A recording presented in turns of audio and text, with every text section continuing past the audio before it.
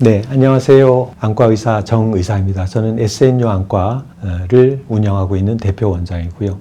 ICL에 대해서 오늘 몇 가지 질문에 대해서 답변을 드리고자 합니다.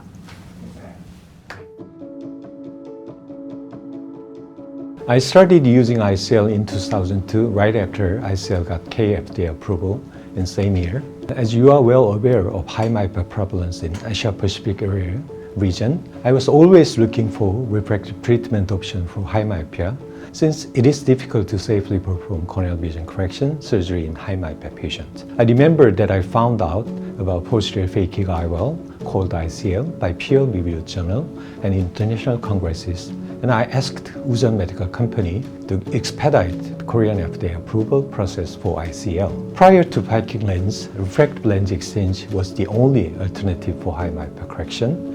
But we all know that it has the disadvantage of losing the accommodation function of the natural lens. At that time period, anterior chamber lens such as Artisan and phakic 6 were also available in Korea, but I only used ICL because of my trust in safety of posterior chamber lenses. There were many concerns about long-term side effects such as cataract, glaucoma, endothelial cell density loss in early days, but most of these concerns alleviated as we observed postoperative results in many years, over 20 years. I really believe that continuous upgrade in lens design, and especially the central hole in the lens, have greatly contributed to most stable and safe outcomes of ICL. Corneal laser vision correction surgeries all change the shape of cornea artificially.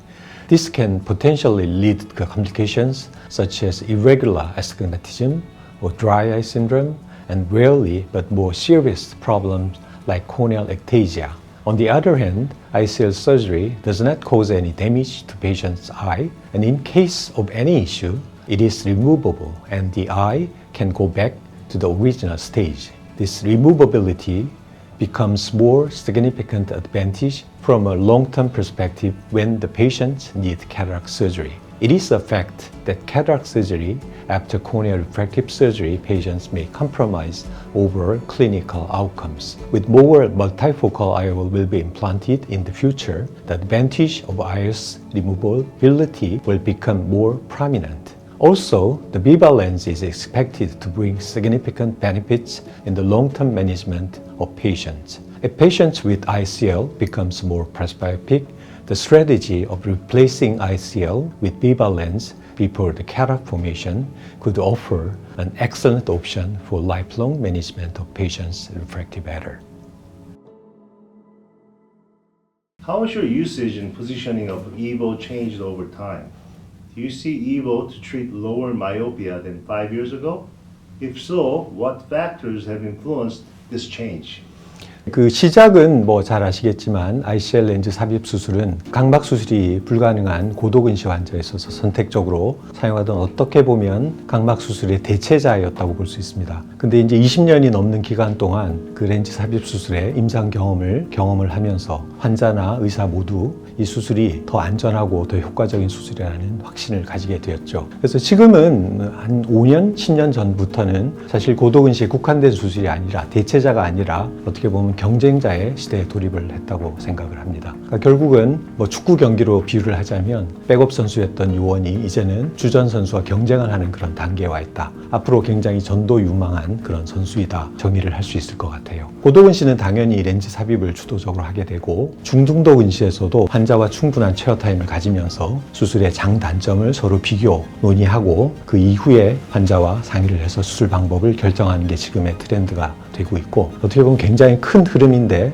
우리가 거스를 수 없는 일종의 트렌드라고 보이고요. 이제 이거는 저희가 통계를 통해서도 충분히 알 수 있었죠. 이번 미팅에서도 여러 선생님들이 본인 병원에 혹은 국가에 그런 통계를 통해서 보여주셨다시피 2002년도 저희 나라에서 처음 시작했을 때 이후에 해마다 이 렌즈 삽입 수술이 전체 굴절 수술에서 차지하는 포션은 지속적으로 증가 추세에 있습니다. 그런 시술이기 때문에 이 흐름은 앞으로도 일정 기간 동안은 바뀌지 않을 것이다 라는 게 제 예상이고, 아마 훌륭한 경쟁자가 될 것이다. 근데 그 이유는 아주 명확하죠. 결과가 더 훌륭하고 부작용이 적다. 조금 더 구체적으로 말씀을 드리면 가장 이 시력 교정 수술의 중요한 목표는 좋은 시력을 얻는 것인데, 그 시력의 선명도가 더 높은 게 이미 많은 연구를 통해서 밝혀져 있고 의사들 의사들도 체감을 하고 있는 것입니다. 그래서 이제 그 이유는 뭐 알고 계시겠지만 아까 잠깐 언급했다시피 각막 수술은 도수가 교정 도수가 늘어나면 늘어날수록 부정 난시, 뭐 spherical aberration, coma aberration, trefoil 같은 그런 고위 수차의 증가에 의한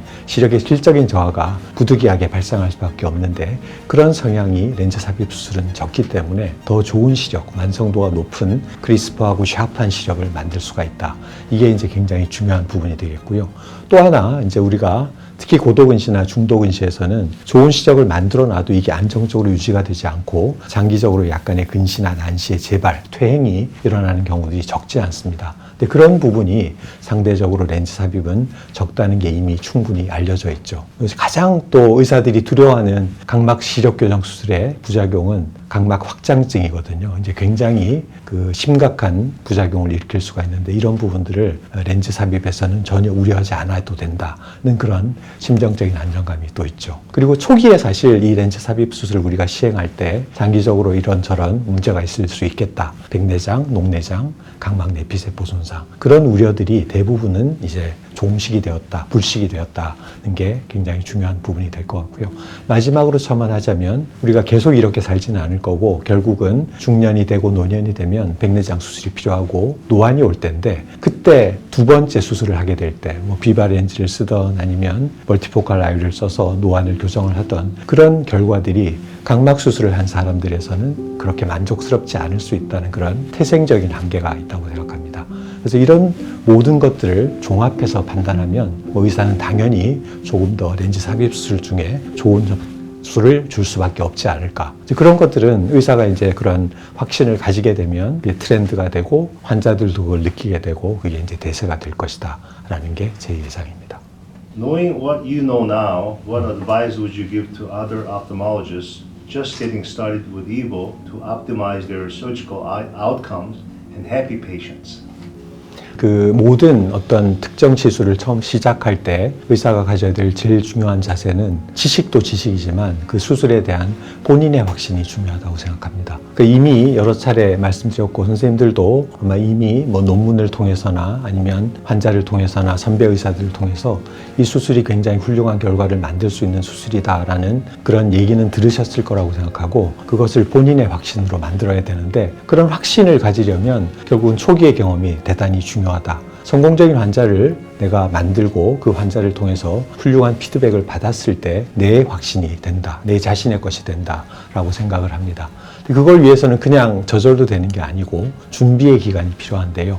일단은 지식적인 습득이 중요하겠죠. 충분한 자료 연구를 하시고 뭐 이런 자료나 그런 것들은 요즘은 뭐 회사를 통해서도 혹은 선배 의사를 통해서도 충분히 받을 수가 있을 겁니다. 근데 이제 이 수술은 다른 각막 시력 교정 수술에 비해서 수술이 뭐 대충 돼도 좋은 결과를 얻을 수 있는 것은 저는 아니라고 생각합니다.